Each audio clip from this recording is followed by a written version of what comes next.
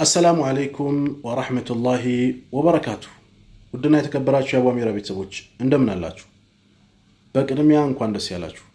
ትላንትና ስለ በላግ ሁሩብ አጣርቼ እመጣለሁ ባልኩት መሰረት ዛሬ እንግዲህ ከዚህም አነፍንፌ ከአፓርታማና ከሪል ስቴት የተረፈ ጊዜን ለእናንተ በማድረግ ያለውን መረጃ ከዚህ በማጣራት ይዤ መጥቻለሁ።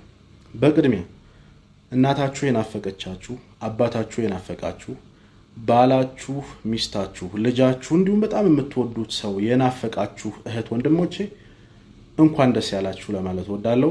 በላግ ሁሩብ ያለባቸው እህቶች መኖሪያ ፍቃዳቸውን አስተካክለው አዲስ ከፊል ነቅል ከፋላ ማድረግ ይችላሉ። እንኳን ደስ ያላችሁ። ይህን ቪዲዮ ሁላችሁም ሼር፣ ላይክ፣ ሪፖስት በማድረግ ቤተሰብ ይሁኑ። የሚያስፈልጉ ነገሮች አሉ። በቀጣይ ቪዲዮ እመለሳለሁ። ይህንን ቪዲዮ የመድረስ አቅሙን ልይና በቀጣይ ነቅል ከፋላ እንዲያደርጉ አዲስ ከፊል አዲስ ስፖንሰር እንዲይዙ የሚያስፈልጉ ነገሮች ከአዲሱ ከፊልም ምን ይጠበቅበታል ከናንተ ምን ይጠበቅባቸዋል የሚለውን በቀጣይ ቪዲዮ ይዤ እመጣለሁኝ። በመረጃ በሰፊው አጠናክሬ ነው ይዤ የመጣሁት። ልያችሁ እስኪ ሪፖስት አድርጉት። ሪፖርት አላልኩም። ላይክ አድርጉ፣ ሼር አድርጉ። አቧሚራ የሚለውን ስም እየገባችሁ 5ም 10ም ኮፒ ሊንክ ብታደርጉት የእናንተ ወንድም ከፍ ቢል ለእናንተው ነው የሚጠቅመው። ሰላም አለይኩም።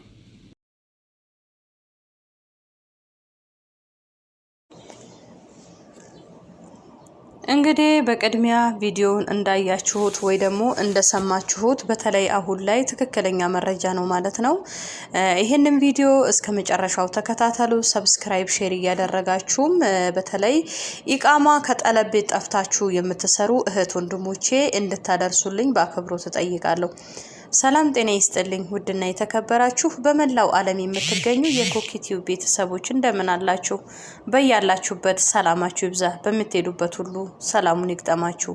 ሰላም ለሀገራችን እያልኩኝ እንግዲህ ይሄ ሰሞን ሳውዲ አረቢያ ኢቃማ ፈቅዳለች ማለት ነው። በተለይ ከጠለብ ጠፍታችሁ የምትሰሩ ልጆች ማንኛችሁም ማሳደስ ትችላላችሁ። ያሳደሱ ልጆችም አሉ በትክክል ማለት ነው፣ እንደ በፊቱ አይደለም። ይሄንን ግን የምታደርጉት ሰው ሳይሆን ራሳችሁ ከፊል አዘጋጅታችሁ ቢሮ ሄዳችሁ የምትጨርሱት ገንዘብ እንኳን ስታስተላልፉ በመንግስት ባዘጋጀው ሰራፋ ነው የምታስተላልፉት ማለት ነው። ይህ ነገር እንዴት ነው የሚሆነው ለምትሉ ለምሳሌ እኔ ከጠለብ ጠፍቻለሁ ልበላችሁ። የዛሬ 3 አመት ከጠለብ ጠፍቻለሁ። ምንድነው ኢቃማ ማውጣት እችላለሁ። እንዴት ነው ማውጣው? አሁን ላይ የከፊሉ የድሮ አስፈልግም። ትሄዱና የመንግስት ቀራማ ያለባችሁ ለምሳሌ በየአመቱ ነው የሚታደሰው። በየአመቱ ስንት ነው የሚታደሰው? 600 ብር። እንግዲህ 2 አመት ከሆናችሁ ከጠፋችሁት 1200 እንደዛው እያባዛችሁ እየደመራችሁ እየጠፋችሁበትን አመት በ600 ብር ነው የምትከፍሉት ማለት ነው። ይሄ የሚገባው ለመንግስት ነው። ነቂል ክፋል ሲደረግና ስም ሲያዘዋውር ያ ሰው ለናንተ ኃላፊነት ሲወስድ 1000 ብር ይገባል ማለት ነው። በዛ በተጨማሪ ነገር ግን ለምሳሌ እንደኔ መጣችሁ አሁን የኔ ሰዎች ሳይሆኑ የመንግስት ነው የኔ ኢቃማ። እንዴት ብትሉ እንደዚህ ፖዚሽን ወይ ደግሞ እንደዚህ ታማሚ ልጆች ያላቸው እንደዚህ ጤና እክል ያለባቸው መንግስት ቪዛ ይሰጥና ሰራተኛ እንዲያመጡ ያደርጋል። ከዛ ውስጥ ያድል እኔ ጋር ነበር። ከዛ እነኛ ሲሰጡኝ በአመት እነሱ ስንት ነው የሚያድሱት? 100 ብር ነው ማለት ነው።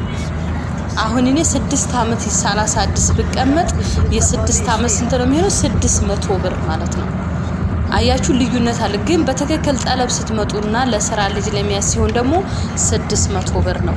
ስለዚህ እነኚህን ነገሮች ገንዘብ እጃችሁ ላይ ካለ ብር ካለ ኢቃማችሁን ማስተካከል ትችላላችሁ። በተለይ በዚህ ሰዓት ብዙዎቻችሁ የጨነቃችሁ ኢትዮጵያ ከሄደ ተመልሰን መተን መስራት አንችልም፣ በምን መልኩ መግባት እንችላለን የተጨነቃችሁ ብዙ ነገር ያላችሁ ይሄ ምረት አዋጅ ሳይቋረጥባችሁ ሄዳችሁ ኢቃማችሁን ማስተካከል ትችላላችሁ። ያለ ፓስፖርት ነው ወይ ልትሉ ትችላላችሁ። ፓስፖርት ኤክስፓየርድ ያደረገ ለምሳሌ ሳይታደስ እድሳቱ ያለፈባችሁ እድሳቱ አልፎ ከ5 ወር እስከ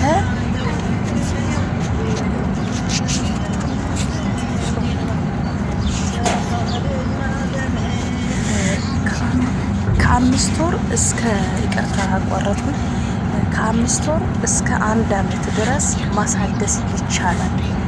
በዛ እናንተ ኢቃማውን ካሳደሳችሁት ያ ሰው ደግሞ ፓስፖርታችሁን ያድስላችኋል ማለት ነው። ስለዚህ የ1 ዓመት እስከ 6 ወር ያልታደሰ ፓስፖርት ካላችሁ ኢቃማችሁን ማሳደስ ትችላላችሁ።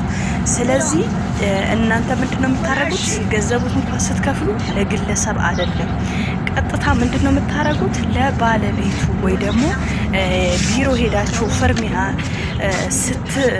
አካሄዱ እዛው የመንግስት ሰራፋ አለ፣ በዛው በመንግስት ሰራፋ ነው የምታስገቡት። ስለዚህ ምንም አይነት በግለሰብ እኔ ያሳድሳለሁ እንደዚህ ነው የሚባል ነገር የለም። ስለዚህ ባካችሁን ይሄንን በተለይ ኢትዮጵያ አሁን ላይ ብዙ ተቸግረው ኢትዮጵያ ለመግባት ቤተሰብን ለማያት አይተው መተው ለመስራት የሚፈልጉ ኡምራ የመጣችሁ በነገራችን ላይ አይመለከትም፣ ለእናንተ አይደለም ማለት ነው። ኡምራ የመጣችሁ እናንተን አይመለከትም፣ ከጠለብ ለወጡ ልጆች ናቸው ማለት ነው። ስለዚህ ምንድነው የምታረጉት? ይሄን ነገር ይሄን እድል ተጠቀሙበት። ባይዘው ደግሞ